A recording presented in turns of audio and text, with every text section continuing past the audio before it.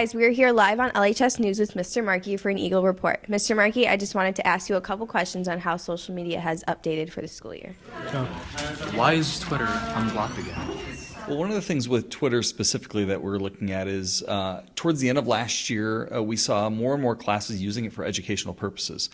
So for instance, I saw Miss Marchese's class sharing some of their community problem-solving ideas. I saw Miss O'Malley's class sharing their research questions, and the more and more that we saw that across the district at both East and West Leyden, we realized that students were looking to share their learning, and teachers were looking at that as another opportunity.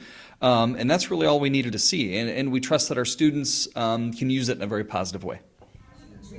Why is Leyden bringing back Google Chats and Google Hangouts as a resource to our students? Great. So with Google Chats and Hangout, I think initially when we first started one-to-one, it was kind of overwhelming, right? And we had all of these different options, and Google Chat was something that was always there, and it became distracting at times for both students and probably even teachers in the classroom as well. But now we're at a point where, much like Twitter, we had more and more teachers asking to use it. And we had a couple of classes that were kind of going and collaborating between East and West that we opened it up for and tried to start it with them. So now for the next month or so, we're going to open it up for all of our students and see how it goes. But we think it can be a very advantageous thing for students collaborating, whether it's during the school day or especially outside the school day, getting on a video hangout or just chatting back and forth, studying together, working on projects. I think it can be something that's very helpful.